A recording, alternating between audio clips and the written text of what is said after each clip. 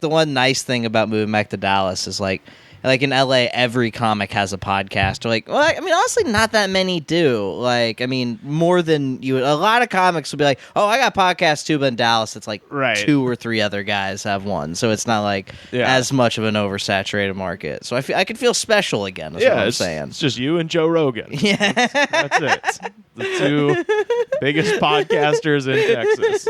Well, he's Austin. I'm Dallas. It's different. Oh, okay. Oh, that's true. I'm talking DFW. Yeah. It's me, Tony Casillas, and Shippy. Shippy? He's some sports radio guy. Oh, okay. I was like, God, if there's a comedian named Shippy, that'd be awesome. That's fantastic. Shippy's cool. Hell yeah. So what's the plan? You're heading out in just a couple hours? Just a couple mere hours. I have a flight tomorrow afternoon. I got my brother. He's coming to scoop me up. And does he live out here, or he's flying out? Well, no, he lives out here. It's my adopted brother. I've told you about all that situation, right? I don't think so. When I was a teenager, I was a very troubled teen, and I got adopted by a friend of mine's family. Okay, I think you might have mentioned this. Yeah, I've never fully explained it, but it was the full details. It was like a Blindside scenario. You were just too good at football. Yeah, but my parents didn't like me, so this rich white family let me live with them, and they've disowned me. But their kid still lives out here, and I still call him my brother. Okay, all right. So it's not my real brother, but right. He's taking me to the airport. Okay, and I was about to ask you to do it. I was gonna say, he's a brother of mine. Hey man, yeah, that's cool. All right, he's gonna send out because I have like honestly, like I've only lived in Disgraceland for 2 months, so like I realized today when I was packing, I never unpacked. Like, so as far as that makes it easy, it's just moving 2 boxes out, having my brother hold on to them, and then having him ship me my keyboard and my podcast equipment. Like, so hell yeah, because it's too much to take on a plane. I'm already taking all my belongings and a bunch of drugs. So like having a keyboard too and a podcast studio, like it's like. Because I have about the same shit, as much shit as you, just not the big soundboard. Right. Okay. Well, I figure. I mean, this is the time if we're ever gonna do it, and that's to, I guess, name a winner on the Reefer Sadness iTunes reviews. There's a couple where they're just mean, but they still gave me 5 stars. So I'm like, okay, like one guy was just like gotten better since he was introduced to rivers, and I was like, I don't disagree at all. But it's like you could just say funny show. Well, no. I think that's because we said it doesn't matter what you say as long as it's 5 stars, and then I said keep in mind that I'm the one reading this and giving out the T-shirts. I think they're trying to flatter me. That could be it. Yeah, and you know what? Yeah, give him the credit, but I think to me the winner is one that just popped up this Saturday. Okay, all right. Well, there's 2 that popped up this week that I haven't read yet. One was one that was purely goods related, which makes me hesitant. Okay. Listening to this pod! Multiple exclamation point. Ever since the episode where Mr. Goodnight returned with an actual Sasquatch to interview about its favorite cryptids, I will only listen to this show on permanent repeat. If you can't find that episode when you look for it, it's because Bigfoot's legal team got involved. It definitely happened and was the best episode of anything ever. All right. I only know oral tales of Mr. Goodnight. Sure. Well, that's all he is now. That's the thing about Goodnight. Goodnight only exists in the 350 or so hours of this podcast. Exactly.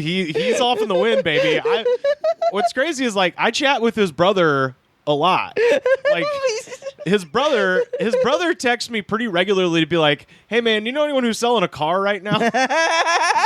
And literally, his brother will not go on Facebook. He like hates social media, which fair enough. Yeah. To anybody who's like that, you got it. His brother is totally off of every social media. You cannot find the man, which good on him. But literally, he texts me so much about trying to find a car for sale, and I'm like, dude, Like, get on Facebook Market for 2 seconds. It is nothing but It's so easy. people selling cars for $500 in Georgia. Also the same, yeah.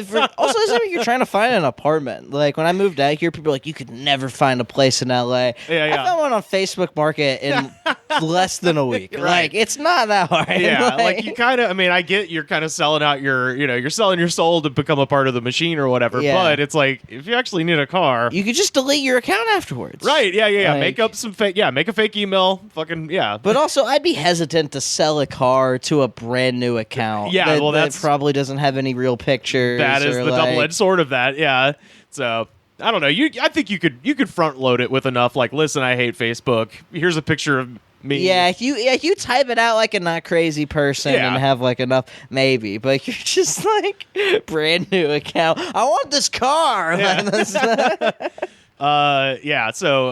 The Goodnight reference there. Obviously, that's which I appreciate. yeah. Because that means you listened to this show and then you transferred over, and I like that a Exactly. lot. I think that's very nice of you. There's a lot of podcasts, so you could very easily listen to anything else. So I appreciate that. But my favorite, the title was just "Release the Middlebury Tapes." Oh yes. Which is in reference to the 25-minute freestyle that me, Sam, and Cooper did that Sam never once released. And here's the thing.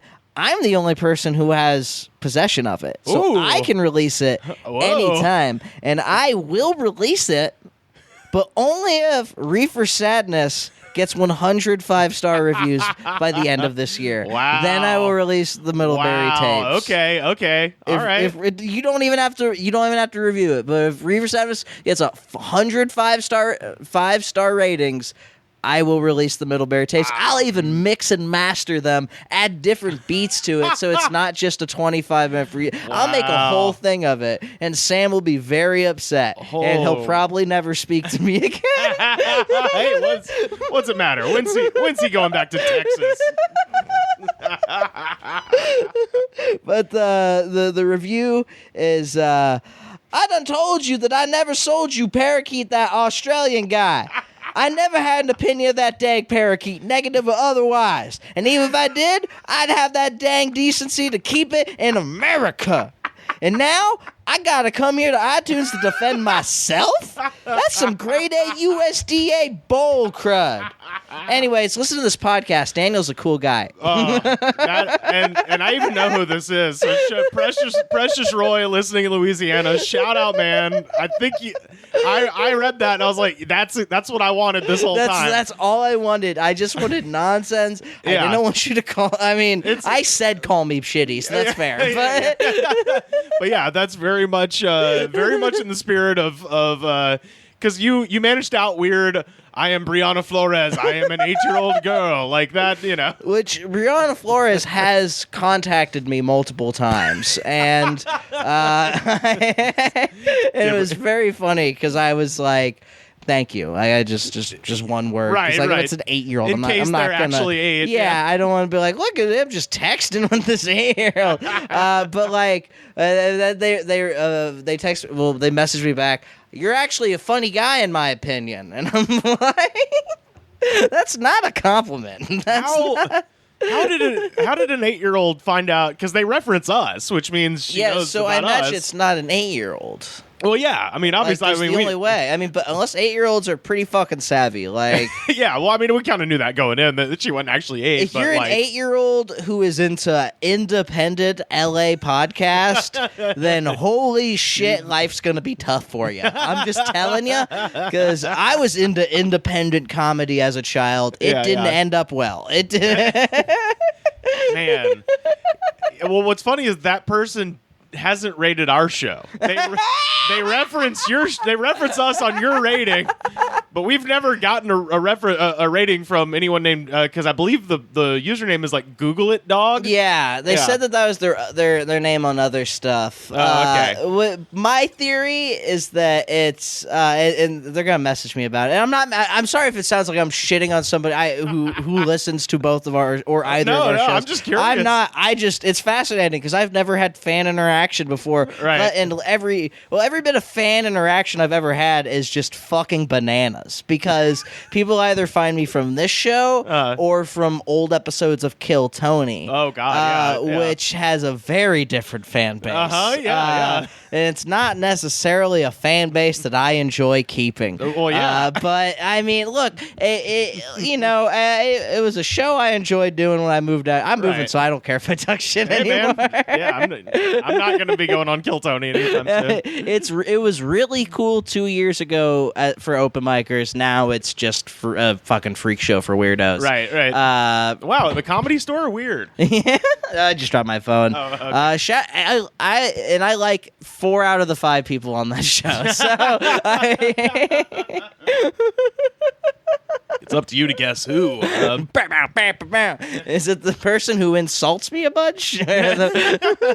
Well, yeah. So I shout out to Precious Roy. Precious Roy, you win, dude. You win, because that made me laugh really, really hard when I desperately needed a good laugh. So I appreciate that. Yeah, he's on our Patreon. So I believe I've got your address, Precious Roy. But send me your shirt size, and I'll get you a T-shirt from ProWrestlingTees.com/TheGoodsPod.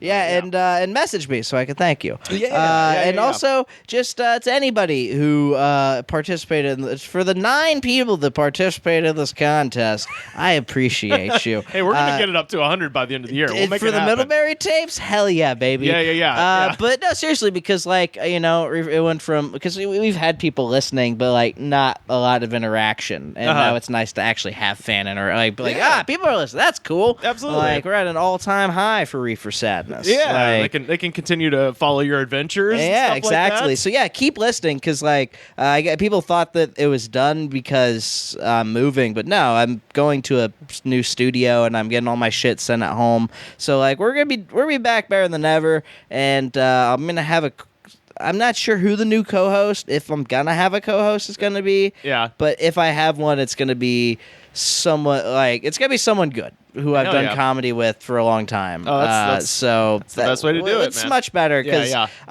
when you come out here, you're like, this guy who I've been friends with for 3 weeks. You want to do a podcast together? You want to do a thing forever? Yeah, exactly. That's really what you're asking a lot of times with that. It's like, hey, do you want to be involved with me? Absolutely forever. Yeah. Do you want me to come to your house multiple times a week and message you nonstop about this thing you don't really care about? Yeah, man. Oh God. Well, and the other bit of housekeeping I had before we start talking about the thing we have to talk Jesus about. Christ, so much. I mean, wait, did something happen? Yeah, exactly. You know what I mean? It's a comedy show. The funniest thing ever has happened. People are just waiting. But as long as we're talking, I'll just say this. I wanted to thank everybody for Saturday. How was that? It was fucking incredible. It went off without a hitch. Huge shout out to Jake Brown from HoldThePhone.tv. It was great because we had a tech meeting where I had all these questions and I was freaking out. Nice. And I was like, okay, I'm worried about this and I'm worried about this. And Jake was so just like, we're doing all that. You just have to talk into the camera. I'm like, that's so fucking awesome. So they handled everything. We raised more money for a single Democratic candidate in that county since the 90s. That's fucking incredible. Dude, shout out to everybody who did that. Not me. I wouldn't give money to anything. But you guys are all... But that's fucking awesome, man. It was for an actual cause. It was a real good cause. Well, and get this. So this is the other cool bit of news is that we got the video, and I talked to all the comics, and everybody... And the only comic who wasn't cool with it, it was my fault 100%, because I came up with this idea halfway through the show where I was like, wait, why don't we get people to donate and I'll just send them like a private link to the video. Oh. And so that's what we're doing. That's a good-ass idea. But I didn't think of that till after the show, and I talked to everybody, and Jackie Cation, again, it's 100% my fault, was like, oh shit, I got a new album I'm working on, like I don't want that. I was like, okay, I'll cut your part. So I'm dumb. Jackie is fucking awesome. She, that's not her fault. You don't want to throw out shit right before an album comes out. Like, so that's why I didn't do the shit. No. So I 100% get it. But everyone else was like, dude, go for it, whatever. So if you go to actblue.com/donate/transcoroner and give any amount of money. We're obviously, we had so many goddamn people giving like 50 and 100 bucks. That's fucking amazing. It was dude. awesome. But any amount of money, I mean, anything you can do to help, take a screenshot of your receipt and direct message either at The Goods Pod, at Rivers Langley, or hit me up I'm on Facebook, The Goods Pod at Gmail, Save Rivers at Gmail. Just get a hold of me, show me that screenshot, and I'll send you a private link to the video so you can actually see the show. So it's like, even, after I cut out Jackie's set, it's still 90 minutes with Of nothing but headliners. Roy dude. Wood Jr., Like, Jackie K. Roy Wood, not Jackie.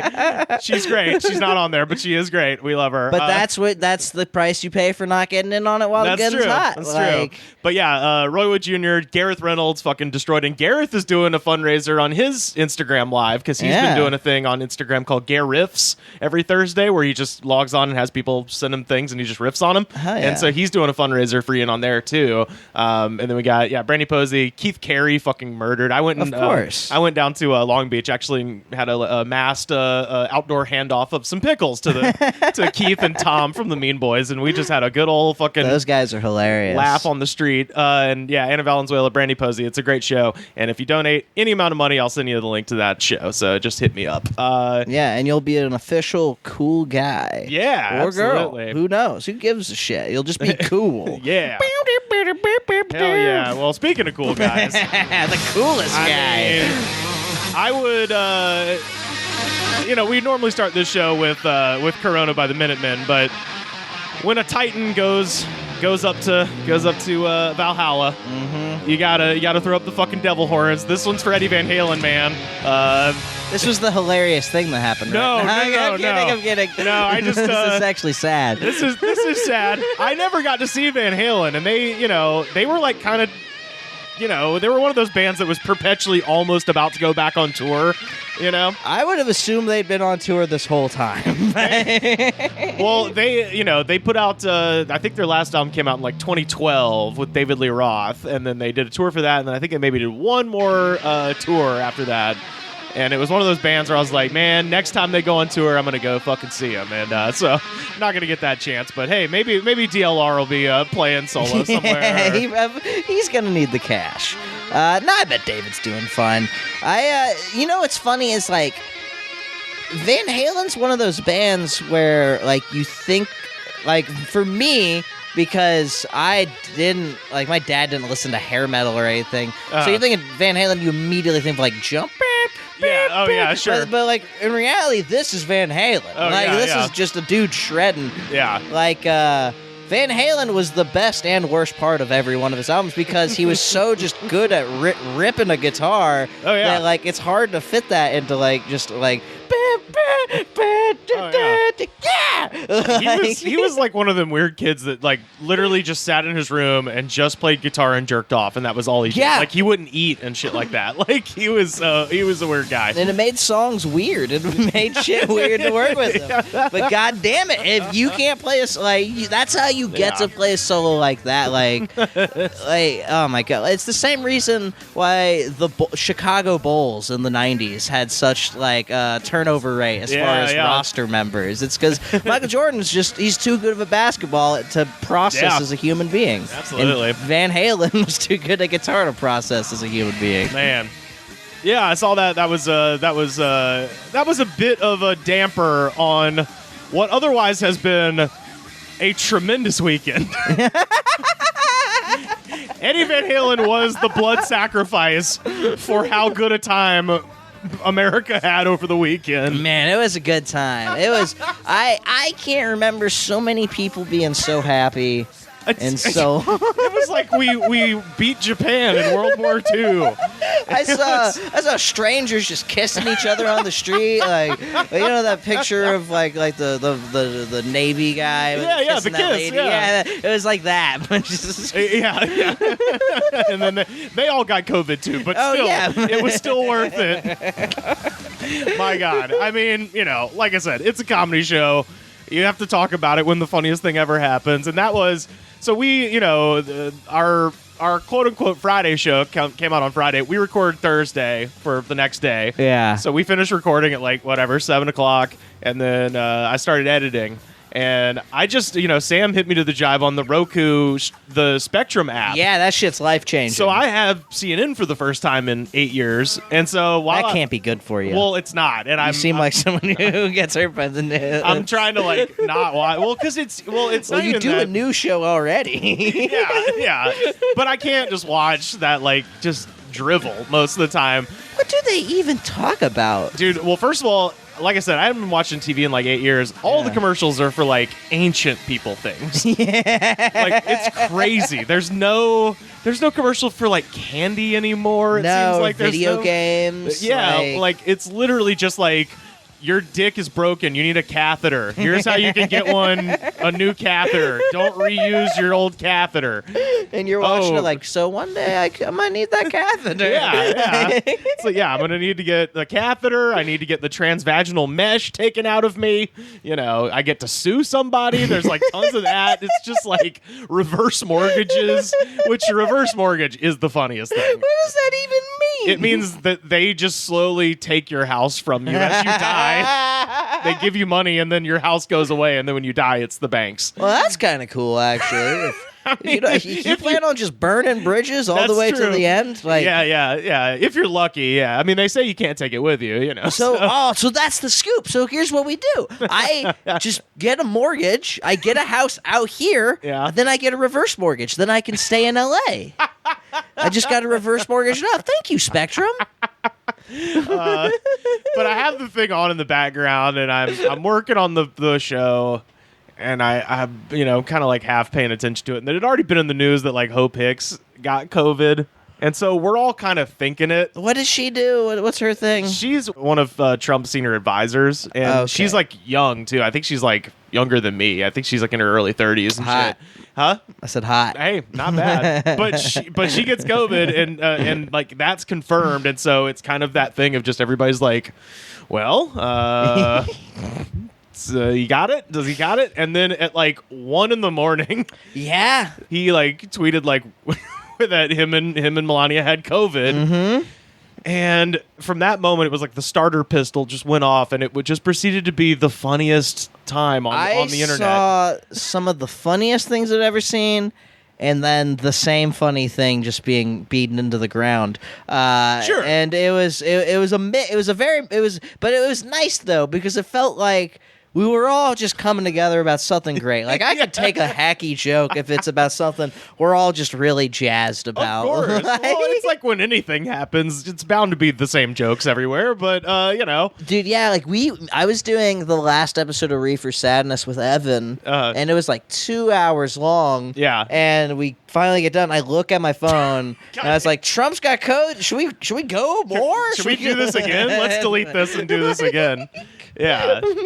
And then, of course, the words Trump and airlifted started to be used in the same sentence on Friday. And I was like, oh, boy. Which I've only heard in my dreams.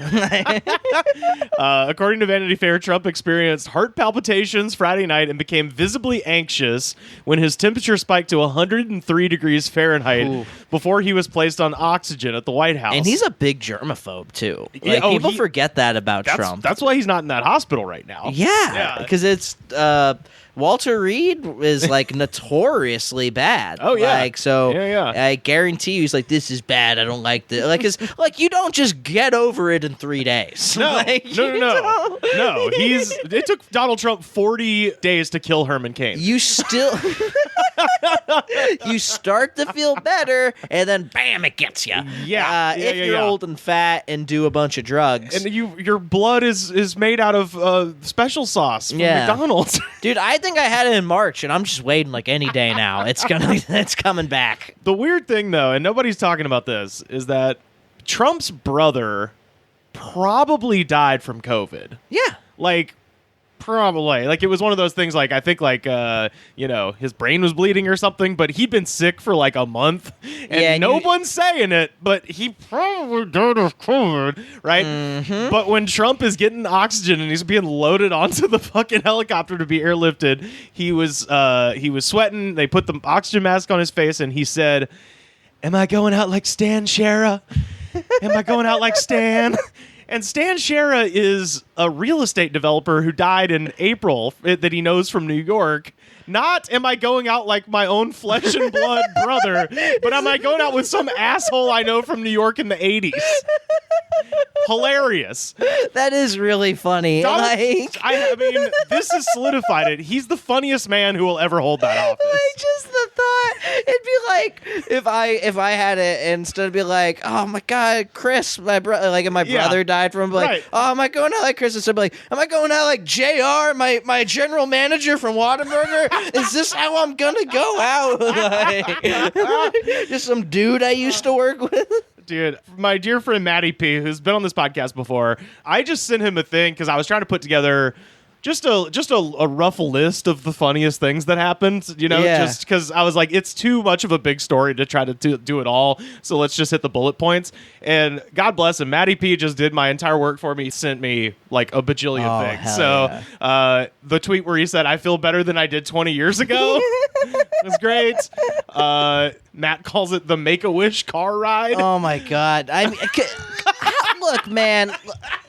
Being like, you can, I don't care about your politics. I really don't. No. But if Obama was sick and a bunch of people crowded outside the hospital to wish him well and see him, I would still be like, what a bunch of fucking nerds. Holy shit. Yeah. Like, anybody who is just hanging out just to see Trump get a car, like, just to hopefully see him drive by. Well, man, you got to find some shit to do. That's the thing. And I certainly have my criticism of Barack Obama, but I think if he was in a hospital, if that same situation was playing out, he wouldn't need to go out like the Pope and wave at people. No, he would have just stayed in. And it's so funny because, like, people who are really into Trump are the same people who are really into like the Tea Party like 10 years ago. And remember that shit? The funniest shit about it is their whole criticism of Obama is that he was like this messianic like celebrity. Like they were like, oh, he's like soaking up all this glory for himself, this big celebrity. And then now they've got a guy who's just goes out to wave at the beautiful people. That was the whole thing. Trump is like one of those people who was just famous for being famous. Like it's absolutely. like if Paris Hilton was a fucking congressman or congress lady. I'm sorry. You're speaking this into existence right now. It's gonna happen. Yeah. Because people are stupid and will vote for names they've heard before. We vote for George W. Bush because we've heard of George Bush. Right. We vote for Donald Trump because we watch The Apprentice every Sunday. Yeah. It's great programming. The thing where he said, we have more enthusiasm than maybe anybody. The thing where he said, we love the USA and we love what's happening. God. Herman Cain's Twitter account tweeting out supportive comments. I didn't see that. That's fucking hilarious. Whoever, I hope, God damn, who's running that account? Presumably his family, but they keep doing that. Like, they keep being like, you know, this whole COVID thing is a bit overblown. It's like, he's dead. Yeah. He died of it. Donald Trump killed that man. Oh, God. Jesus Christ. My personal favorite, I have two. My two personal favorite things, because he 100% went into that debate with COVID. Yeah, he gave it to everybody. Everyone has it. Well, Biden supposedly not. Biden's been getting tested every day. Doesn't it take like a week to? Shit. Who the fuck knows? Who knows? But he gave it to Chris Christie, which I love that. But he gave it to him doing debate prep because Chris Christie was playing Joe Biden when they were doing their debate prep, and that's how he got it. I would love to hear Chris Christie's idea of what Joe Biden would say. Like, all right, now he's gonna shake his fist at you and demand his pudding. This is very good. Yeah. So he gave it to Chris Christie. That's funny, but the funniest part, and this is why, you know, for better or worse, Donald Trump is kind of a hero for this. On Thursday, when he 100% knew he had COVID. On Thursday, Donald Trump had a fundraiser at his Bedminster golf course in New Jersey. And GOP donors who attended the gathering, which cost $250,000 a person. Oh my God. How much of a fucking loser do you have to be? So Donald Trump, and this was like a buffet lunch.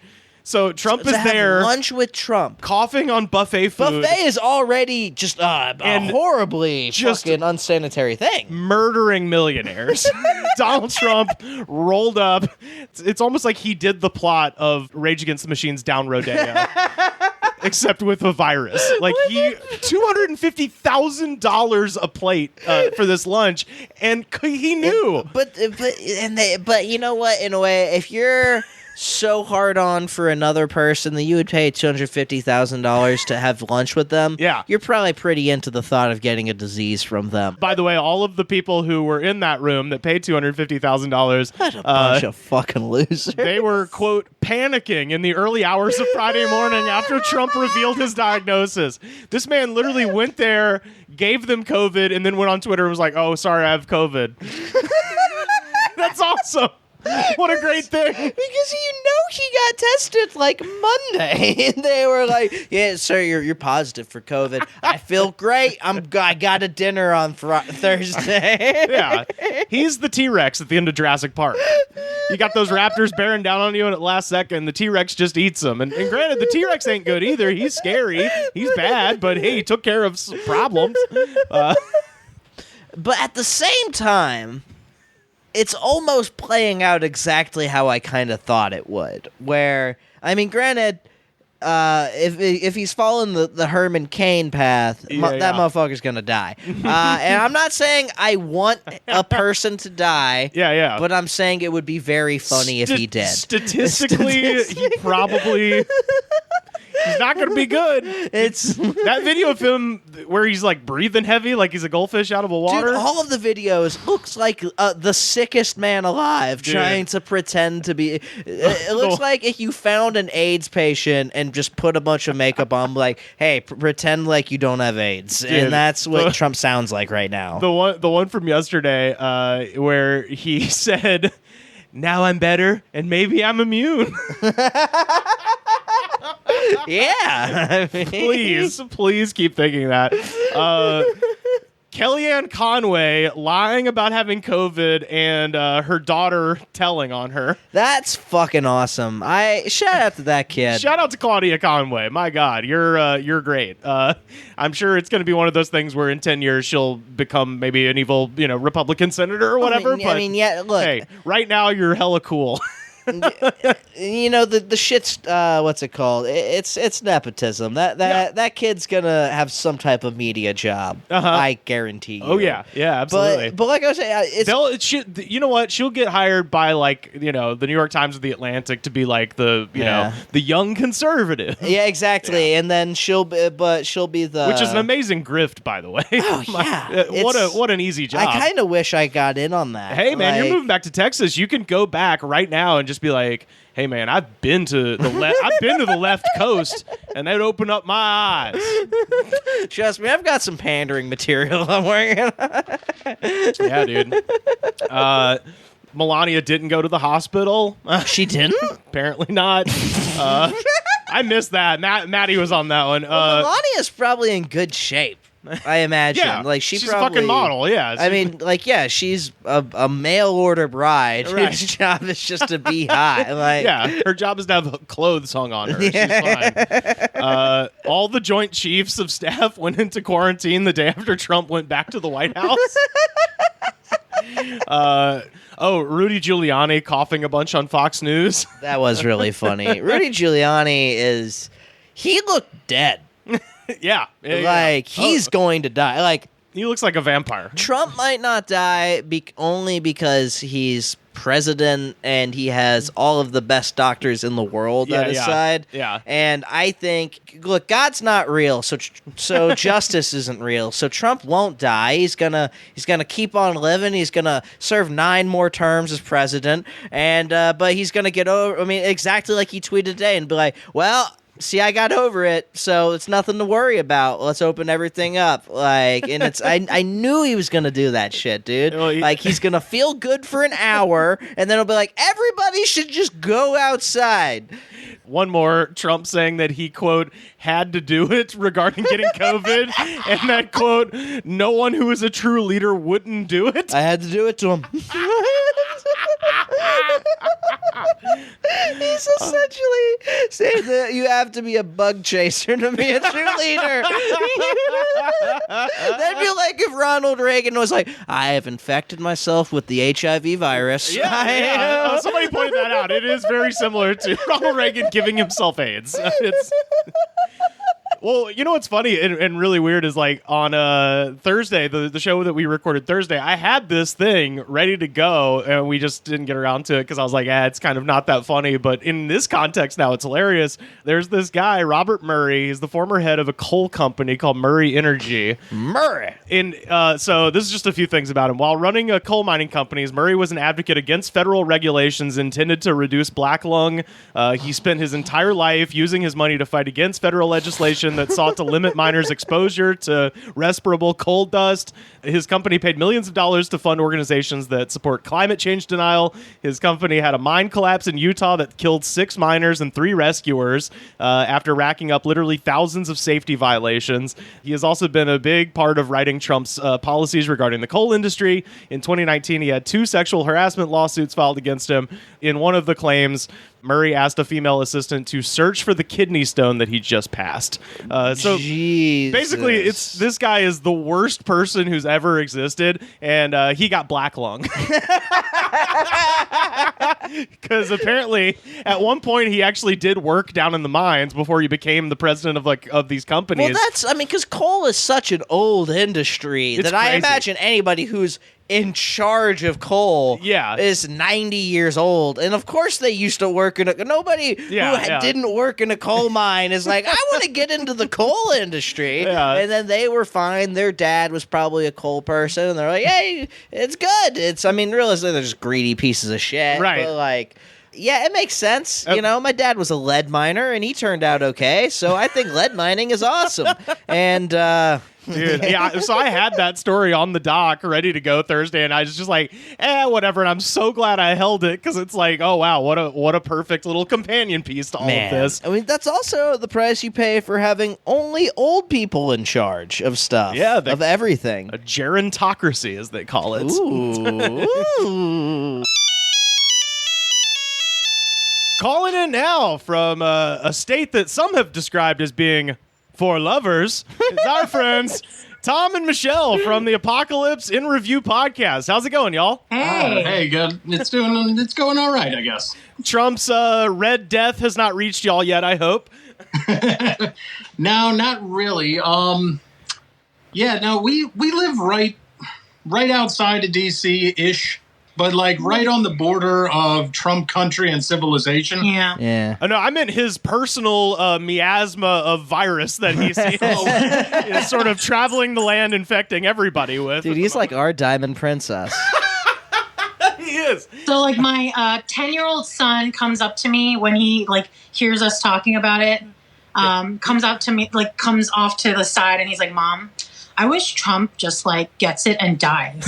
And I was like, inside I'm like, damn straight. But on the outside I was like, we can't, sweetie, we can't really wish death on people. But I do understand. But inside I'm like, fuck yeah. Yeah, well, you did what Bernie Sanders did, and I give him a pass, and I give you a pass, Certain people are not allowed to just dance in the streets, and moms and Bernie are those. Yeah, you can't wish death on people, but you can think it's really funny if they die. Or if they're gonna die. For sure. I think that's fine, right? If you see your kid just chuckling, that's good. Oh my God. It's we were kind of running it down, but it's been the best weekend I've had since March. We celebrated with a steak dinner. We're like, I was like, it's worth it. It's worth it. You gotta hold on to hope where you can, Look, we don't get nice things anymore. We as a country don't deserve nice things. So when they accidentally happen, or not really accidentally, when they inevitably do happen in this case, then we get to have a little bit of fun for that. Yeah, the last time I remember most of America being this excited and happy about the same thing was when gay marriage got legalized. Yeah. Like, that was the last great thing to happen to America. That and Trump getting sick. Those are the two cool things that have happened this decade. And right before we started rolling, Stephen Miller got COVID. Yeah, which back in the days when I could still do stand-up comedy, I had a joke about Stephen Miller and the fact that we are exactly the same age. What? Yeah, and you see that man, and it's like he looks like he looks like he drank from the wrong Grail in Indiana Jones. And he's just started the process of becoming a dust skeleton. He just opened the Ark of the Covenant just for a quick peek. That was exactly it. That was exactly my joke, and he's from Santa Monica too. Oh man! Oh, those Santa Monica faces. Santa Monica. They stretch out bad. Well, my joke was the reason I like Stephen Miller is that usually evil people in the government have Southern accents, so it's nice to hear a guy that sounds like a Ninja Turtle fucking saying evil shit for once. So. We need to build a wall, dude. Yeah, it's radical. Whoa, this guy's cool. Listen, man, you gotta accept two things, brother, and that's the inevitability of a white ethno state and the energy of the wave. I am conflicted. So yeah, it's been good. I found out today that Donald Trump has infected more people over the weekend than the entire country of Taiwan. I believe it. Yeah. It's like the same as like when he was wandering around with his pee-pee. Like he basically infected a shit ton of people with STDs, and now he's doing it with his mouth. Yeah, he doesn't care. That was his personal Vietnam, I think, is what he said about that time period. So I mean, if you had chlamydia, it's pretty bad. So, but this is his Operation Enduring Freedom, I guess, if we're on that timeline. God. I don't know. I'll throw it out to y'all because why not? I just wanted to. I have to talk about fucking the two dumbest things I saw, which was in a time of such jubilation. In the middle of it, Rachel Maddow and then Joe Biden both took poops in the punch bowl. of first Rachel Maddow be like literally saying, "This is like if your friend wouldn't stop smoking and got lung cancer, and you can't make fun of them." And it's like, first of all,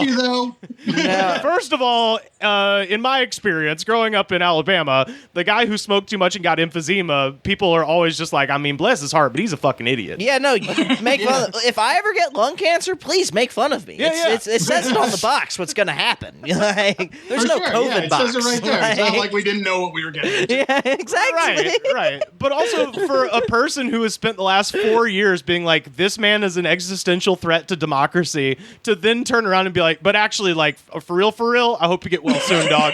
Like, it's because if Trump dies, then all of the CNN news out, like the Rachel Maddows, they just have to go back to talk about missing white women. Like that's the only other news that there would be to talk about. Like Jesus Christ, how could we beat this horse any better?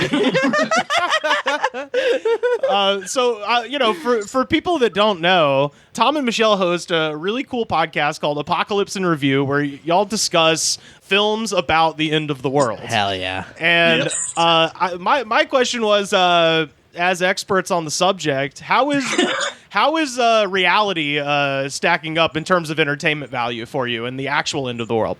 Well, there's definitely a lot of those like scenes that you'll see in most apocalyptic movies where something's playing on the news and nobody's paying attention, but it's definitely like an inevitable death of us all, like it's too real. And the thing is, we started this shit before the fucking apocalypse, right? Yeah. So, yeah. Like, it's just one of those things where I'm like, are we fucking soothsayers? Like, what is happening? Like, am I willing all of this shit to happen? Yeah. Dude, you guys should do a podcast about me getting laid. That should be your next podcast. We can do that. We'll do a special episode. If you guys can prophesy.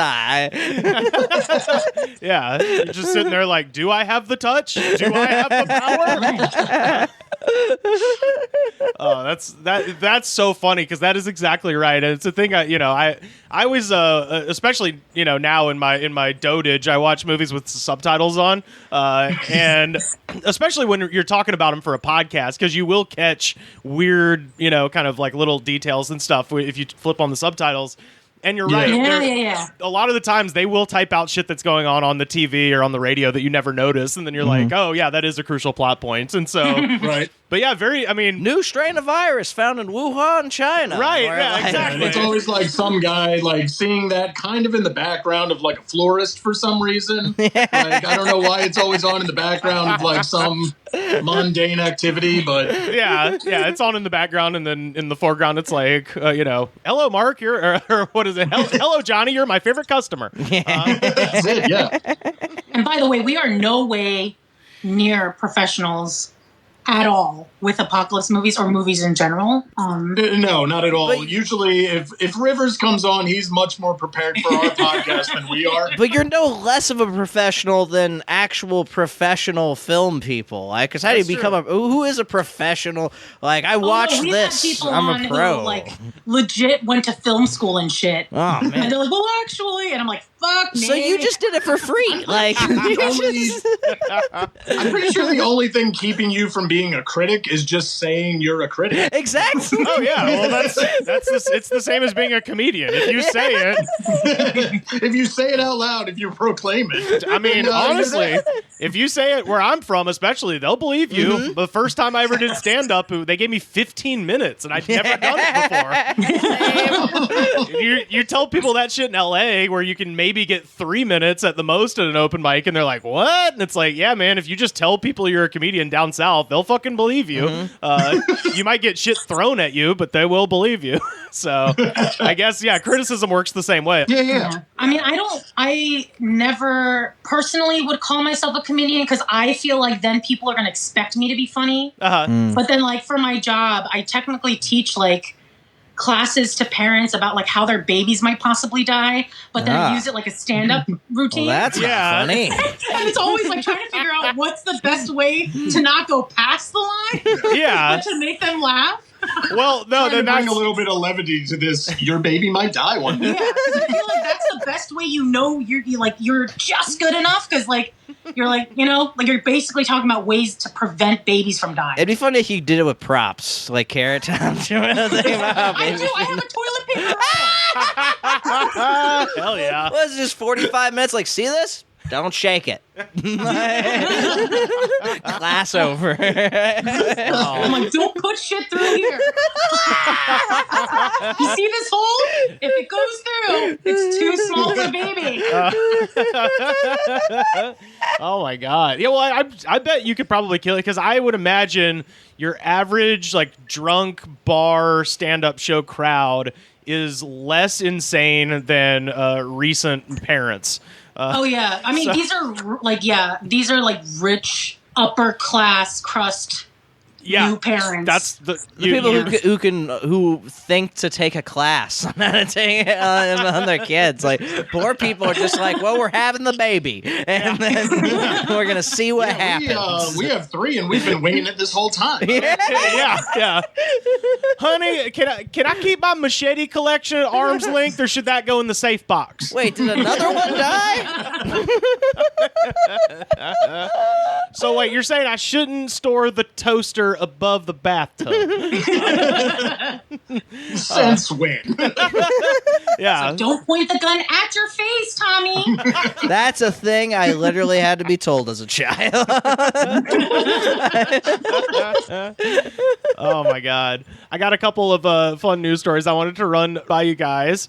Yes. So I'll just say this. This one, the actual story is just whatever. It's just I just wanted to read this part of it because I thought it was hilarious. So this is from a website called rare.com, which is kind of like a vulture, like kind of, wants to be like kind of a hip, cool Yeah. website.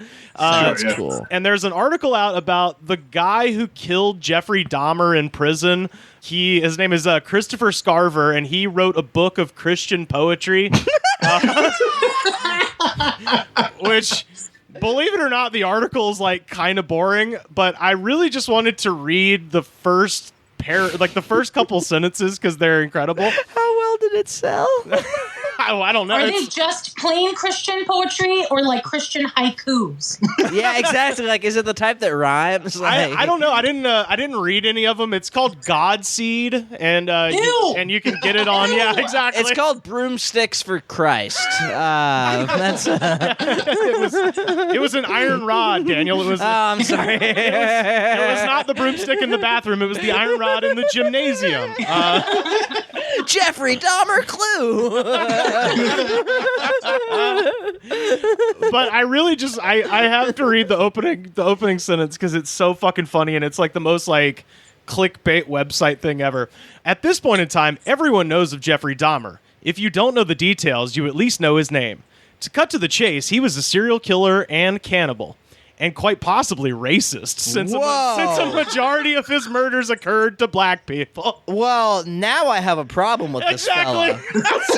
That was when I stopped reading because it reminded me of the thing where Patton Oswalt said the worst thing about Bill Cosby was the hypocrisy of it all, and Norm Macdonald was like, "Yeah, that's the worst part about Bill Cosby. He's a hypocrite." It's hard to go from cannibal serial killer to literally anything else. Right. Well, yeah, To pile on. When Ted Bundy had that documentary that had like the Zac Efron movie come out, I saw this girl post. She was like, "We need to stop glorifying Ted Bundy. He abused women," and I was like, "That wasn't the bad. I mean, that was bad. That's but bad. That was, Well, that's what I was thinking. He cut their head off before he did that. You know, like I'm paraphrasing what she said, but that was the thing I kept thinking when I was reading this, because I was just like, listen, there's racism is bad and there's too many races, but I would rather that than there be too many cannibal serial killers.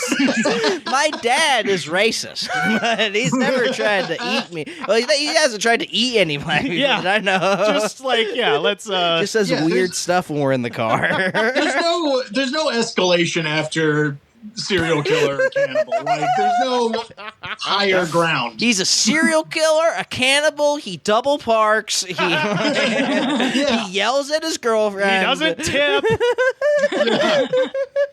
Well, I don't know if it's the way Rivers like is saying it, but like it sounds like it was written by like a just freshly graduated Mormon from Minnesota. You know?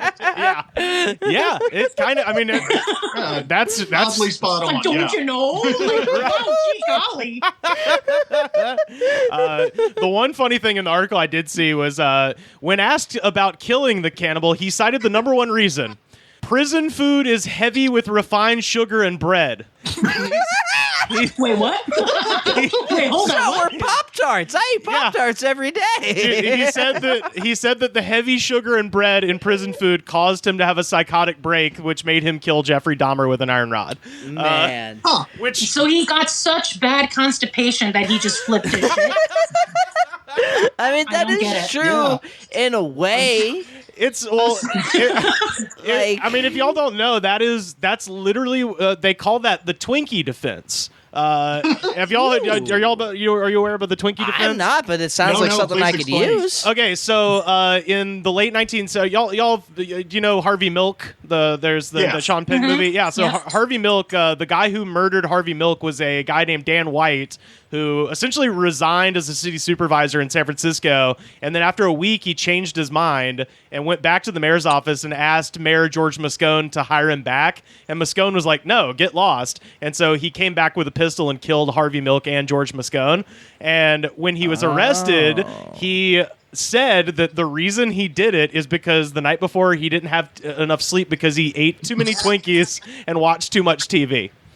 But that's like literally COVID diet. Like, what the fuck are we supposed to do with this shit? Shouldn't we all be shooting senators or something? Yeah, right?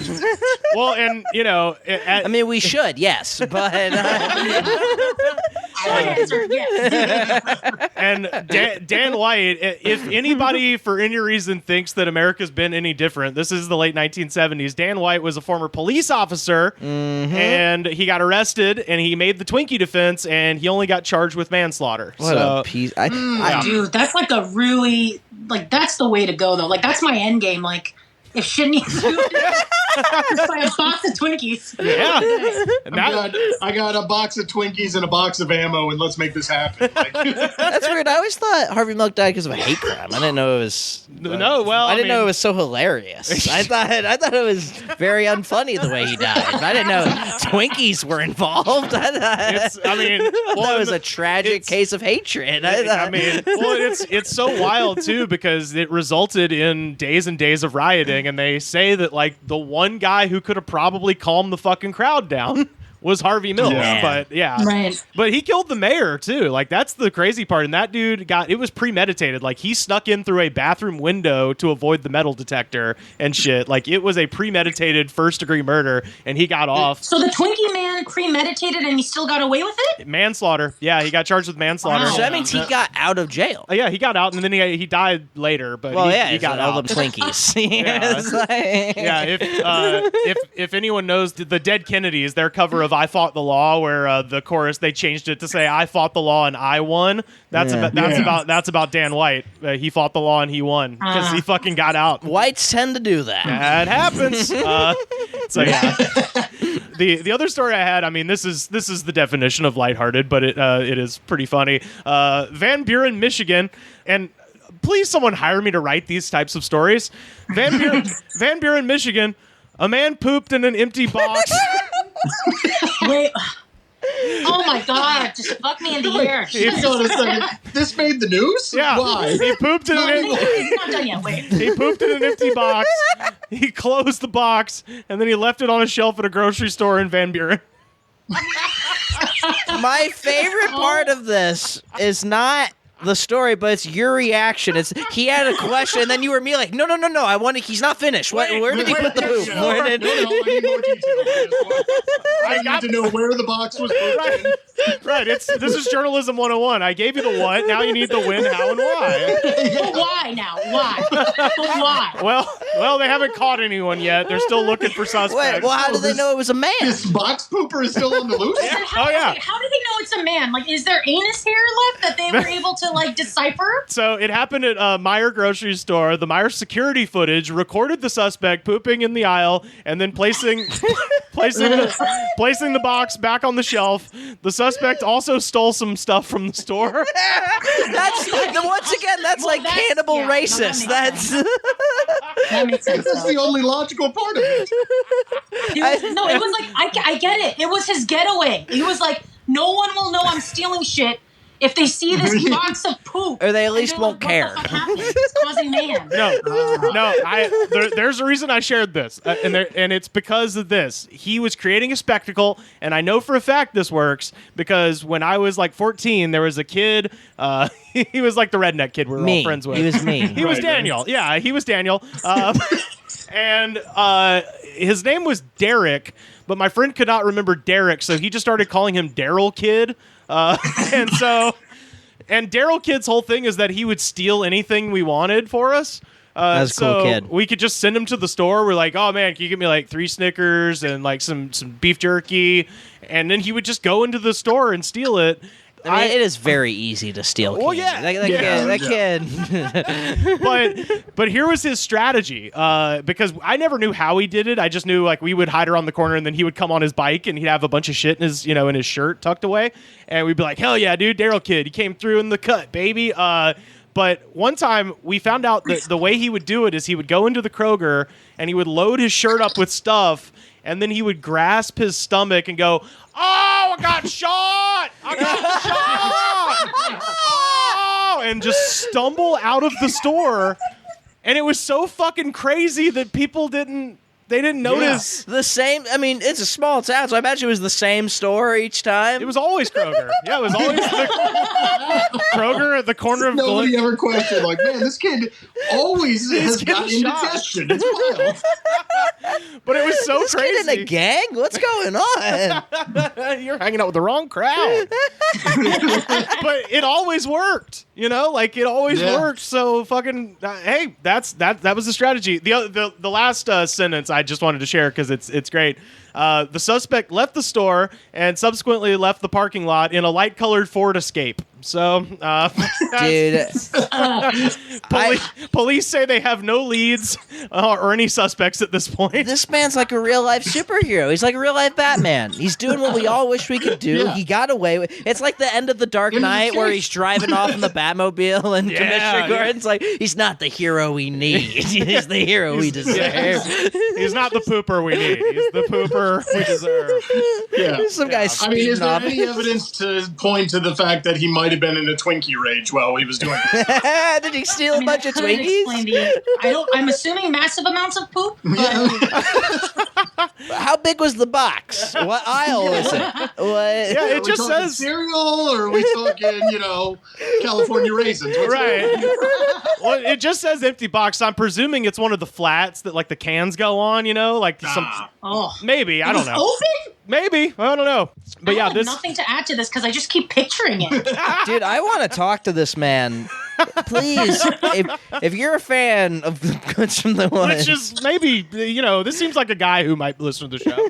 or at least my show. So call in, please, for the love of God. I won't. I'll hide your identity. Yeah. Well, this kind of leads me into the couple questions I had for y'all. Which I guess I'll start with this one. I'm going to turn it into a two-part question. One, have you seen anything weird at the grocery store? And two, how hard is it to find a bathroom where you live? Because that is the struggle out here, man. No bathrooms are open, and That's half the reason I'm leaving. Oh yeah. No, I had to hold it in, and it was a rough call. Just like this past weekend, I had to stop by. Well, I didn't have to, but I stopped by a donut shop because there's this place where they sell these like face-sized donuts, Hell Ooh. yeah. and I just kept picturing myself shoving one in my face, so I had to stop. Hell yeah. And Dude, then I love a really good had to donut. go number 2. And I was like, fuck. And all of them, no bathrooms Yeah. or public or whatever. And I was like, okay, how far can I hold it? And I was literally like planking my body, racing home as I'm like smelling the delicious donuts. And I'm like, kill me now.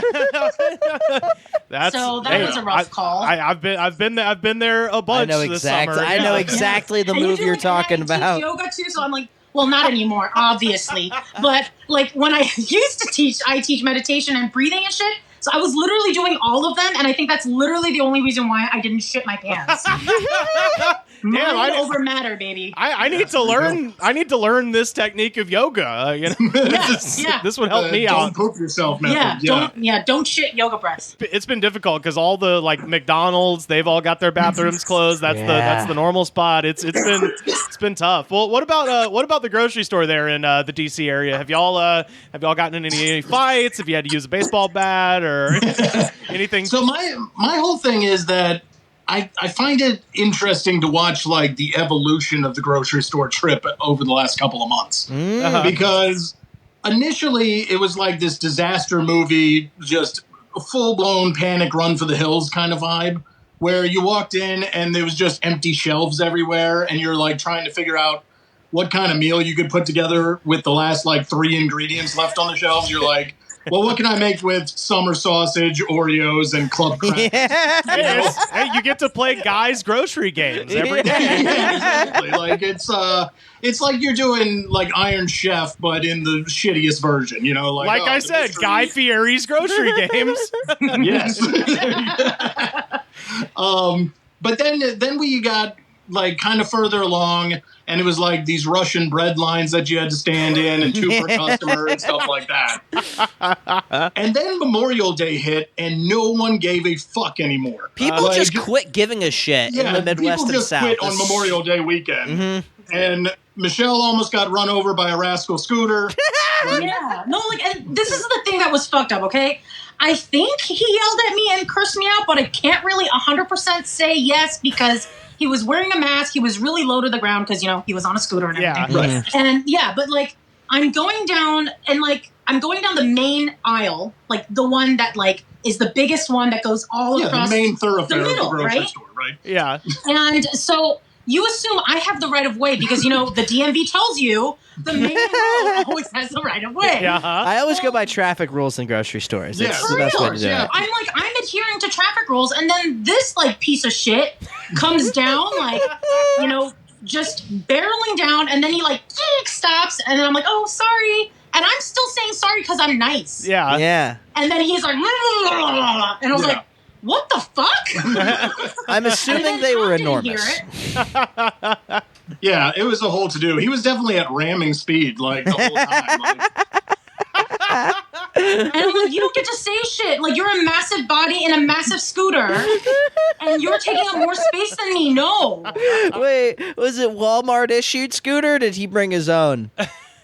It was issued. It was an issued one. wow. It's one of those things where you're like, do you really need it, or you just want to That's use the worst, because that's Yeah. just like, I'm just so fat, I could just go without walking for a little bit. Like, I could this walk, guy I just ate don't himself want to. into a disability. Like, there's no, like, Yeah. I believe they there called was no accident here. But the funny thing, so, like, that was interesting enough, but Tom does this thing where he, like, gets mad too late.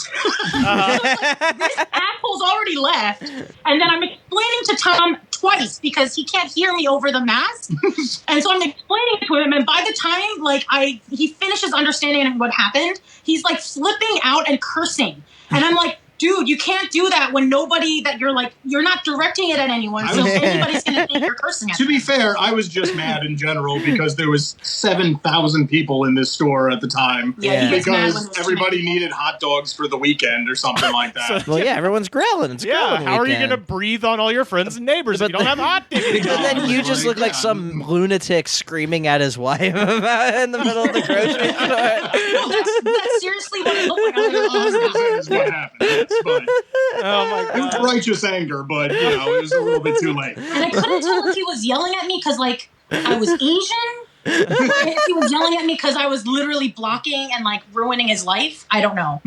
It's still up It to was debate. probably a Hopefully- mix. Yeah, I was about to say little column A, little column B. That's 100% true. For Yeah. sure. Yeah. He was probably The other thrown one that off. I really enjoyed was there was an old man at a CVS trying to convert the employee there into not wearing a mask. I love that. Oh, That's one of I my love favorite that. moves that I've seen, and it's pretty amusing because it's like, you know, their job like requires it at this point, but you're trying to be like, hey, look, you don't wear a mask, it's a hoax, come on. you Yeah, know, yeah. and all this. yeah, you know this is socialism, right? It's a socialist Yeah, hoax. I love the whole anti-mask thing because, like, at this point, we're 6 months into it. The president has it. If you're still going on the anti-mask thing, like, dude, like, just buy a mask. It takes, like, yeah. it's like, even if Corona was made up, Oh god. it's so much easier just to put on a mask and Yeah. be like, all right, I got Yeah. one. All right, cool. You're swimming upstream for no fucking reason. Yeah, like- there's just Yeah. no reason. But I think these are the same people who, like, sprinkle piss on the seats, like the toilet seats, and never clean up after themselves. Because if you think about it, like, a mask is actually hygienic because, like, you spit when you talk. We should So have it's already like, had masks. Yeah. Yeah, For yeah. real. For Well, real. I was In gonna, general. I was gonna say, I think the reason that most comedians are probably, you know, pro-mask is because if you stand on stage and you have lights pointed directly at your face, you are very, very aware of how much you fucking spit when you talk. Because I have Yeah. I have landed one on the front row many times. I've watched myself And- spit in people's food. Yes, and mid-joke. you can't stop what you're doing because you're in the middle of a bit and it's about timing, but you're like, man, I spat directly in this lady's face, and she has no idea, you know. That's why I don't talk to people in direct sunlight anymore. Like, I've seen it, and it is not good. Because then the whole point, like, you're trying to keep going on with the conversation, but in your mind, you're like, oh shit, did they see it? Yeah, Did they see it? yeah. Right? Yeah, no, ignorance is bliss in this scenario. Yeah, no. for sure. no lights all Absolutely. the way. Yeah, no, I found out they don't see it because I've spit on people a bunch accidentally on stage. And Yeah, no one's ever other seen it. funny one- It's always just me being like, oh my god.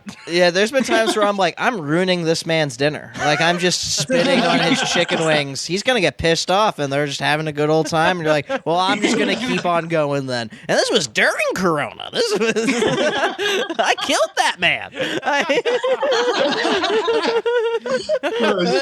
And I think like what's funny is people don't realize that in other countries they've been using masks like for years. In LA, before you would during, see people like with allergy masks. seasons. Yeah. During the flu season, like in Korea, they've been wearing masks like all the time. Yeah, we're right next to Koreatown here in LA. Yeah. So you Nice. will see people like way before this, and I'm like dumb as fuck. So I was always just like, do they know something I don't know? Oh, What? same. I was confused. I was Oh, like, they what's know. going on? Oh, yeah. It turns out yes. Yeah. It turns out the See, answer that's is why, like, yeah. definitively yes, they did. They would always wear them on the bus. Like, Asian people would always wear masks on the bus and train, and I would be like, they're so scared. And I'm like, I should have been doing that the whole Yeah, time. absolutely. Because I'm pretty sure I got it in March from riding the bus and the train everywhere. And if you have bad allergies, I'm telling you, that Yes. shit works. Yeah. Dude. I mean, I think Asians in general have gotten a lot of shit done because not only that, we have the sun arm guards as well. And then like the big ass brim hats, and we're like, "You're welcome, guys." Like, fuck you, son. You know? Yeah. Yeah, pale people and Asians, we need to make an alliance because we have a lot of the same enemies. Yeah, yeah. That meme of Schwarzenegger and Carl Weathers. By the way, I have a late breaking story here. So commemorative coins celebrating Donald Trump's apparent survival of COVID-19 are now available I for see. pre-order. So Get one now because he's going to die, yeah. and then it will This be is gonna worth money. great. Like, this will be collectors. Yeah. yeah. So for $100, you can get Trump defeats COVID coins from, and this is great, the website of White House Gift Shop, which is not affiliated with the White House. No, it's not. Does Jim Baker run that? Can somebody just smother me with a pillow already? Like, I can't. Jesus Christ. When you Anthony. Commemorative coins. But if he dies, those will be worth a lot of money. Oh, yeah.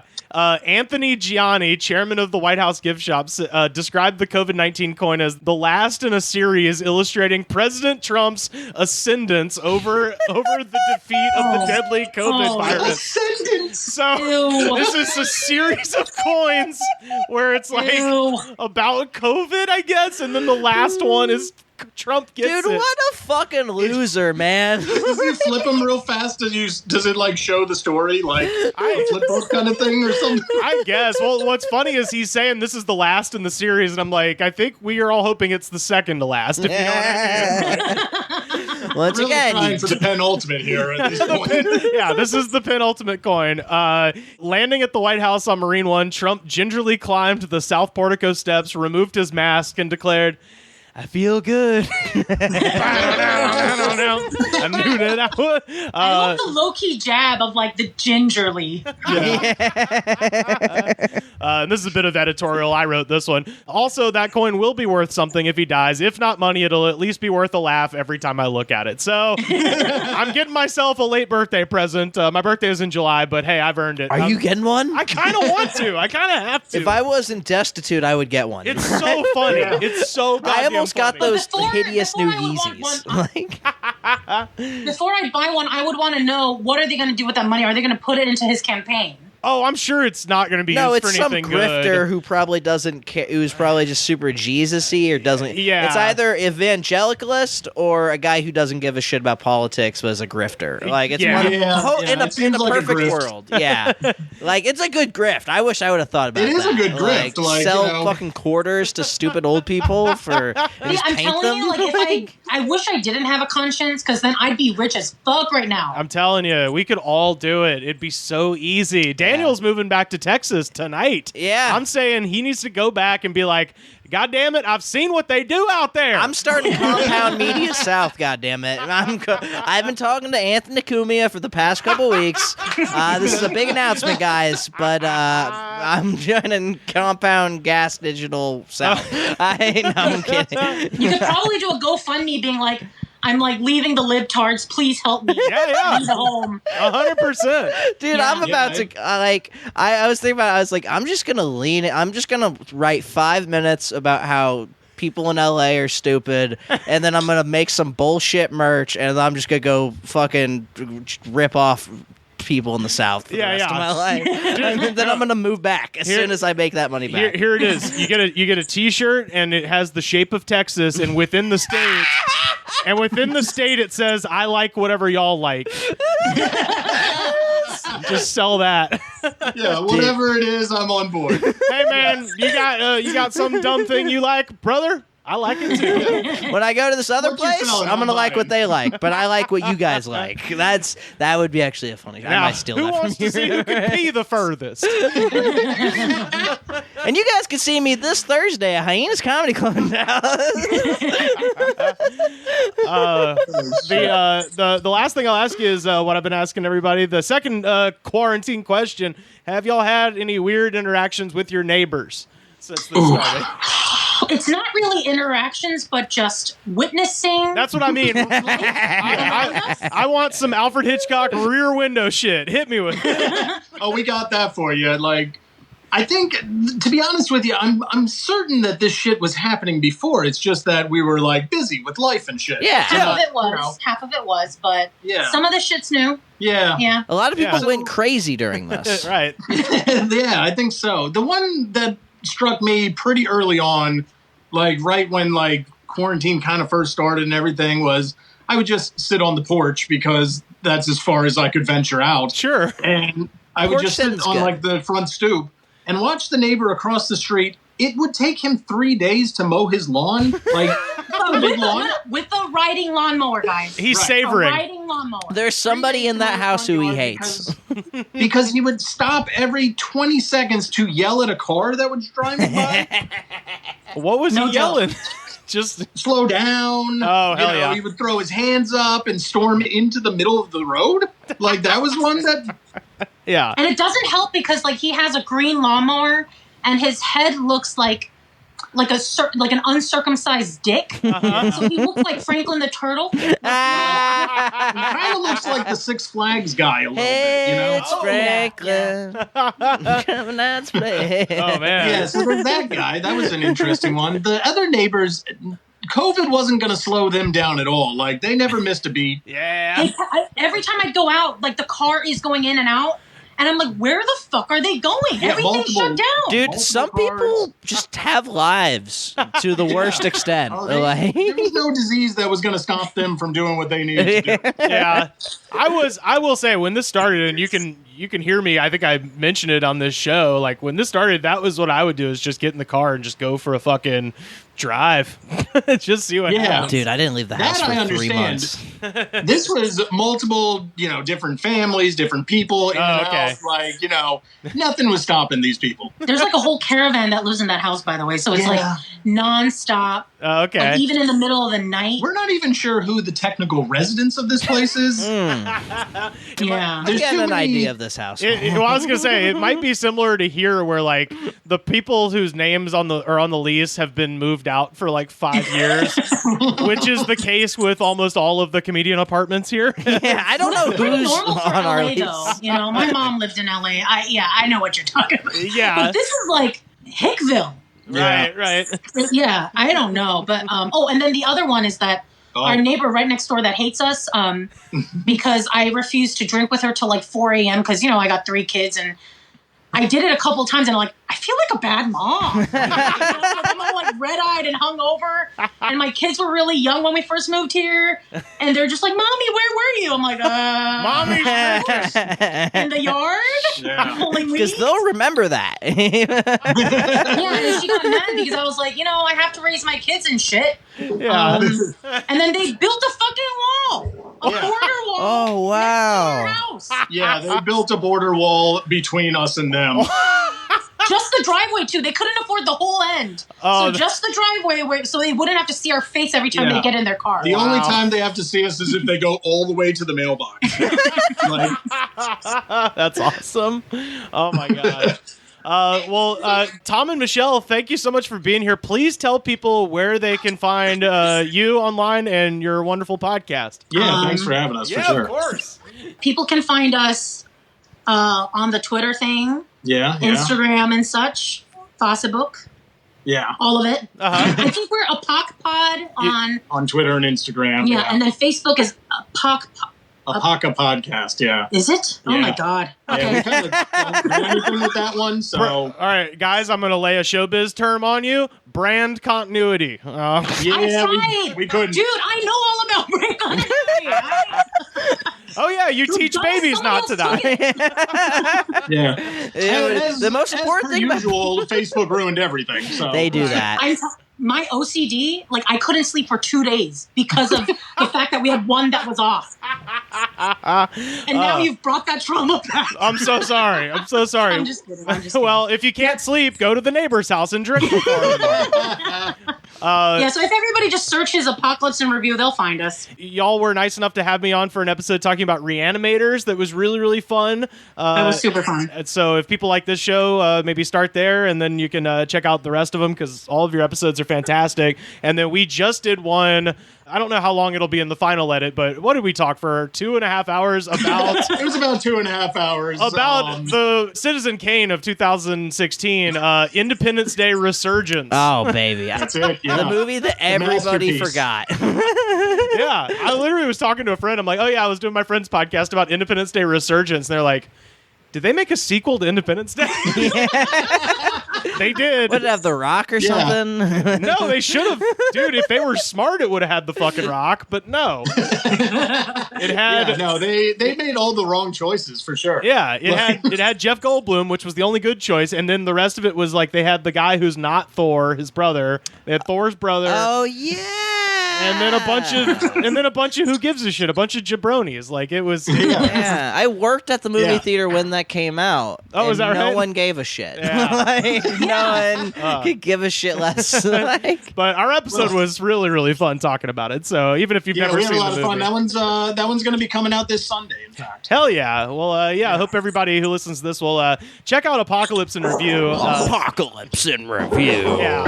Well, thanks again, Tom and Michelle, and let's talk again soon. This is always fun to chat with y'all. Absolutely. Definitely. All right. Yeah. Thanks, Very guys. nice talking to you guys. See y'all later. All right, that was Tom and Michelle from the Apocalypse in Review podcast. Tom and Michelle. Well, let's wrap this goddamn thing up. My life. This is this jam we're about to do is the last thing I'll ever do in Los Angeles. That's so Well, crazy. until I move back in a year. I'm 23. Like, Yeah, it's yeah. not hard to move. It took me it's- $1,000 to move here. Yeah, It's yeah. going to be very easy to move back. I don't know why people... Like, Sam was like, you're not coming back. I was like, I'm 23, dude. I'm coming back. Yeah. Well, in honor of the late, great Eddie Van Halen, I figured the best way to honor the man would be to play a song by the man he hates the most. And that would be motherfucking Sammy Hagar. I can't drive 55. It's the stupidest song. I hate this man. Here's the thing. We mentioned Guy Fieri. The way people think about Guy Fieri, they're thinking about Sammy Hagar. Yes! Sammy Hagar is the actual shithead that people assume Guy Fieri You've is. heard that brilliant Shane Torres bit. Oh, of about course. fucking- Yeah. Oh, God, Oh, man. about Guy Fieri. Well, that's true, because he's just a fucking positive guy. Also, we found out because there was that thing of when Columbus during the George Floyd protests and stuff. People were like, "Oh, Columbus, Ohio. We shouldn't have a town named after a famous genocide guy. What are we going to change it to?" And Guy Fieri's from Columbus, and somebody's like, "Let's call it Flavortown." That'd be pretty cool. And we found out in the course of that Guy Fieri has officiated like hundreds of same-sex marriages. No, I've heard that. Yeah, he's a great guy. Like, he's awesome, and Sammy Hagar sucks. So, so if you want to hate on fucking Guy Fieri, turn that gun on Sammy Hagar. All Guy Fieri did was make cheeseburgers. Yeah, dude, he makes cheeseburgers and fucking donkey sauce. Who doesn't like that? Yeah. So let's get down to these comments. Brian Ellinger from 1 year ago. If you check my record, I don't get speeding tickets. The reason why they won't let me have a vehicle is because they are afraid that I will get evidence of what they stole from me. They are evil. Evil. Horrible, deceitful people. This one was great. I didn't have to do nearly as much digging. And all idiots. The replies were pretty great. I mean, anyone who listens to Sammy Hagar is not a cool guy. My favorite was Fabio Gonzalez a year ago. Fabiola, I'm sorry, is a lady. That's a lady in the picture. She said, "My uncle brought me here. It's on his playlist of classic Chevelle. when he takes me to a ride every time I visit him. He and my daddy raised me on this genre of music. I'm a fangirl who loves rock and metal, but especially a Metallica fangirl. And that's whatever. That's not that funny. But the funny part is the reply, which is, God, I'm a guy, and I thought I was the only one who loved Metallica and those other kick-ass 80s bands. What the fuck are you talking about? I've never talked to a person in my life. He's trying to hit on a girl with a very obvious stock photo as a profile picture. Golden Spike Berkshire, number 759 from 11 months ago. I play this in my nightmares. Blah. Those are some cool fucking nightmares you got, brother. Solar Sailor from a year ago. Man, the Farm Belt loves Sammy. He played the small towns. We all wore parachute pants. You know why he played the small towns? For the same reasons I play the small towns. Because no one wants to see Sammy Hagar. Imagining a bunch of farmers with like chewing on hay and wearing parachute pants is a fucking amazing image. I would go to that. Well, just the guy, where are you going, city boy? But he's got these parachute pants. Oh, shit, looks like you're going to Sammy Hagar. Bobby Birchinell, 6 years ago, said, someone walked up to me a while back and told me that Sammy Hagar's music sucked. He went home with a bloody nose. Oh, Jesus, what? Which, any story that starts with someone walked up to me, that's always...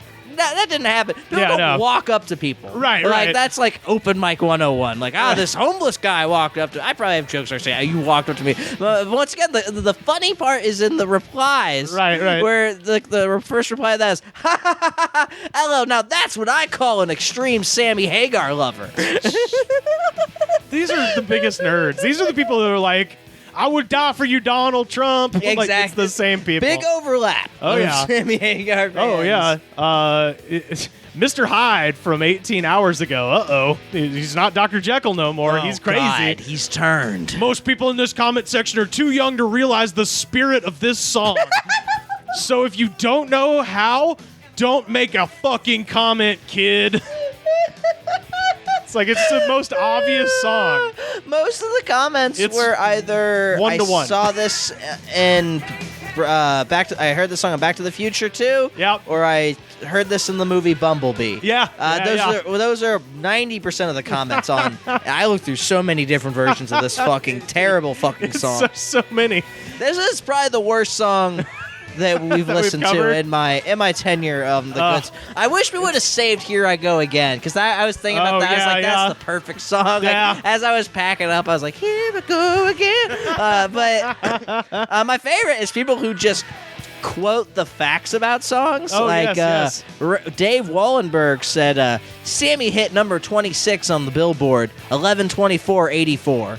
God bless you, brother Sam. Thanks, Rex, for posting it. Have a blessed week." I doubt if Sammy used the word ass when he sings this song now. He's a Christian nowadays. Which is just facts. And that's like... He doesn't say ass. Well, that's like fucking Charlie Daniels towards the end wouldn't say, I done told you once, you son of a bitch, I'm the best there ever is. And it's like, you're talking to the devil. If you're a Christian, you're allowed to call the devil a son of a bitch, I think. That's cool. Joseph Williams from 11 months ago. You can't contain me. I am a little wild, and I sit still long enough. I sure as hell can't drive 55. LOL. They sure can. You can't contain. So many of these are just people who have probably never driven a car, haven't been allowed to drive in years. These are people with hip replacements making physical threats. It's a lot of that. It's just like, I will fight your dumb ass. It's like, you will not. Because if I just pushed you, you would fall over and that would be it. But then there's the other half of that, which this was the first time I've personally ever felt old from YouTube comments. Yeah. Was a comment from Round 5 Sounds, Fetch Me Their Souls 1 year ago, said, anyone remember the instrumental version from this on Mater National? And Mater National, if you don't know, was direct-to-DVD Cars. It was a Cars video game. It was a Cars video game, which I remember. I remember the Cars video game, and I was like, holy shit, people are old enough to have played that game as a kid and then be nostalgic for songs in the goddamn Cars video game. I was like 8 or 9 when that fucking shit came out. Like, so now I'm like now it sent me through a loop. It was bad. Avenge Me from 3 days ago. Now this is, we're a very anti-snitching podcast, but in this case, we might need to get the FBI involved because the screen name is Avenge Me, and he says, I hear Sammy's working on the follow-up after all these years. It's called I Can't Drive on the 105 because of all the traffic and rioters blocking the fucking roads. Oh, Jesus God. Oh, God. And also, for those that aren't familiar with Los Angeles, this is the 105 runs through like Compton and Inglewood and shit. So this is for sure He's a white talking man. about some specific people. Yes, exactly. Let's see. Mechanical martial artist from 4 months ago. If that vid was ever made today, the PC police would be all over it and be all over it and demonizing a great song. Just saying. What? I didn't watch the video. Is something bad? It's just, imagine it's him driving around with a bunch of hot chicks. He's in a Ferrari. He's dressed like Ronald McDonald, and he does push a cop over to the side when he's like, yeah, the PC police don't like violence against police. They really don't. Yeah, we sure love. What the fuck is he talking about? Robert Pond a year ago said, I'm thinking about blasting this, going into Trump Tower, and screaming that Melania is my mom. Huh? That guy is twisted, and you're gonna look. Adult Swim, you're looking for the next Eric Andre. This guy is random. Oh my God. This guy, he's making his, let's see, 1, 2, 3, 4, 5th appearance on this show. Robert Hefner, who you might remember from Hire by Creed, Bad Company by Bad Company. He is following us. Saliva, Click Click Boom, White Zombie, Thunder Kiss 65, and now I Can't Drive 55. Robert Hefner from 3 months ago. Sap Map, 16 Fan, Langan, Dan Ran, Pam, Con King, Bip Bip, 55, Sammy Ho, Findet Swiggy, Gray Man in the Mirror, Man Nort in Cradle. I think this is a man in a retirement home or a mental asylum. See, I think those were Charles Manson's dying words. 16 can, you know what I mean, man? Con King, Bip Bap, 55, Sammy. And that is the type of people who listen to Sammy Hagar. It's people who are high on meth. Zoe Meow from 1 month ago. The devil makes us do it. Be a movie director, producer, musician, artist, sexy hot woman, and help people get traffic tickets with stupid songs. Is that what the devil does? I like that the devil makes us sexy hot women. That's a guy who has some problems with himself or with his. I don't know what. Mark Johnson 8 years ago said, "I know, right? Me too. This song rocks, though." I got one more. Stephen Brown from 3 months ago. I pulled up next to a cop today at a red light, blasting this. Also gave a couple of revs from my Super 44, and I let her roar. Then the cop pulled me over just to see what I had under the hood. Yeah, that's a thing that absolutely happened. He was also a gearhead and liked American Iron, rolling loud and proud. I'm guessing that both of the gentlemen in this exchange were Caucasian. Yeah, 100%. Yeah. Try to rev your engine at the cop if you're Latino or black. You will be Swiss cheese immediately. Damian Murphy a year ago said, I was doing this before these little kid, and my was old muscle car, 69 Chevelle, and these kids think they are fast, and they are not. And I have still raced sometime, and I bet them. Hell yeah. And then there's like a whole paragraph that I'm not going to read that's just all of the facts about this song and what album it came out on, and how Mr. Hagar will celebrate his 66th birthday on October 13th. Oh, Sammy Hagar's birthday's the day after mine. Didn't know that. Oh, that's coming up too. Yeah. It's next week. Hot damn. It's the most depressing week of my life. And what better time to check out our jam of the day? I Can't Drive 55. God, he sucks so hard. By Samuel Hagar.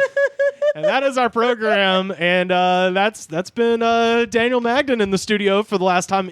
For now, I'll be back. I'll burn some bridges. I might come through Texas, and we can meet in an HEB parking lot. That would be really Is that funny. a good local reference? No, they don't have those in North Texas. Oh, we that's got just in Austin? Kroger out there. Yeah, Oh, yeah, fuck yeah! I got my Kroger Plus card. Oh yeah, baby. We can hang out at some Krogers. Yeah, We can do the jam. We can do it all. I might hit you up in November when I'm coming through. I mean, yeah. Let me know. DFW. We'll fucking hit that shit up. Yeah. We'll go to Whataburger. Yeah, we can. It's delightful. They're open. This is the thing. I always say Whataburger. Y'all motherfuckers be all about Whataburger. Whataburger, yeah. Yeah. I mean, old people say Whataburger. Yeah. I mean, if you're truly trash, you'll say Whataburger. you'll hit that Whata. Hell yeah. Well, Daniel, tell people where they can follow your adventures back east to the Lone Star State. Yeah, man. You can find me on Twitter at Magden Daniel, and you can listen to my podcast, Reefer Sadness. It's on everywhere you can find Goods from the Woods. You can find Reefer Sadness. Yeah. I'll still be doing that. I'm gonna get a new co-host up in this bitch. Probably have I don't know who yet. We'll figure it out. Man, I'm getting emotional doing plugs for the last time because yeah. But yeah, thanks to everybody who listens to this show for hopping on to the Reefer Sadness train. I was pretty bummed out when I moved over here because things were not going too good as far as comedy and show business. And doing this podcast, one, taught me how to podcast better. And two, a lot of people jumped over to me and Evan. Well, now it's just me. Fuck Evan. No, I love Evan still. But man, thank y'all so much. Listen to Reefer Sadness. I'll be back in Dallas. Dallas still has live comedy. Yeah, I got to pay the bills, man. I'm sorry. So October 7th, you can see me at Dallas. No, October 8th. I'm sorry. So this Thursday, I'll be at Dallas and Hyenas. Wow. I know. I'm a piece of shit. Coming up soon. I know. I might cancel that one, actually. But Halloween weekend, I'll be at Hyenas in Dallas. I'll keep you updated. I still got to finish the shit. But, hey, I might be opening for some people you know and love. That's awesome, man. Yeah, follow him at Magden Daniel on Twitter and stuff. And thank you so much for sitting in on the show, man. It's been really fun. Thank you for having me, man. Really fun getting to know you. I mean, I don't know if people know this. Like, literally, the first time we had a conversation is the first episode you did. You walked in, like Sam was like, "Hey, should I bring my roommates and Scarter's not there?" And I was like, "Yeah, why not?" And then I was like, "Oh, this guy's great." Yeah, that was it. It was great, magic. Man. Yeah. It's one of those things that rarely happens. I've done a lot of podcasts, Right? and very rarely they're like, you should come back every day. Yeah. What a run. But yeah, it's great. If it weren't for the facts I'm broke, I would stay forever. Hey, man. Let me know when the next person moves out, or when the person who takes my room leaves again. Yeah. In like 6 months, there will be jobs again, because unfortunately America's fucked, and we're gonna have 9 more years of Trump, and so everything we'll all be doing laser tag and mini golf and come fucking March and April. Right. Find me on Twitter and Instagram at Rivers Langley. Follow the show at The Goods Pod. And once again, we've got our benefit for Ian Dent, who's running for coroner in Randolph County, Indiana. That video is up on demand now. If you donate to Ian's page, actblue.com/donate/transcoroner.